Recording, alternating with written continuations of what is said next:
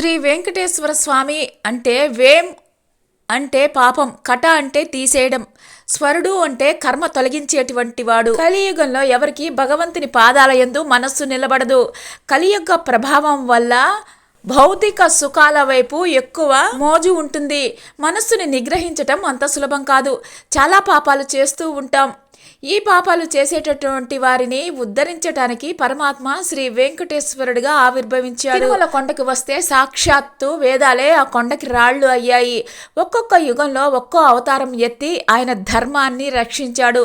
కృతయుగం నరసింహ అవతారం, త్రేతాయుగం శ్రీరాముడిగా, ద్వాపర యుగంలో శ్రీకృష్ణుడిగా, కలియుగంలో శ్రీ వెంకటేశ్వరుడిగా అవతరించాడు.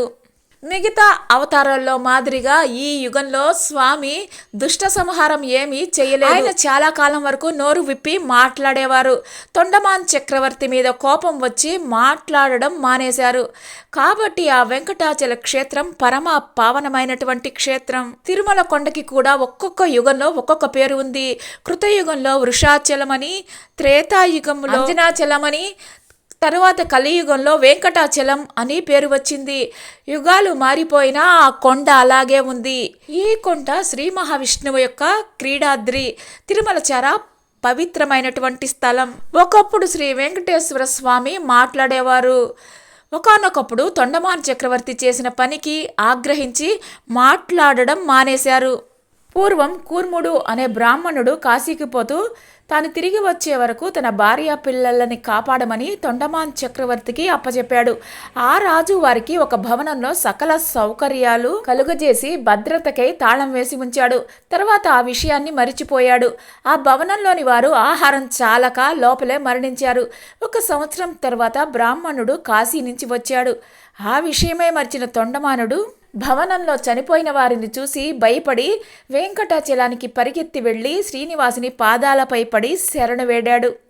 అప్పుడు శ్రీ వెంకటేశ్వరుడు, నీకు బ్రహ్మహత్య పాపం చుట్టుకుంది, కానీ నీకు అభయం ఇచ్చినందువల్ల నిన్ను రక్షిస్తాను.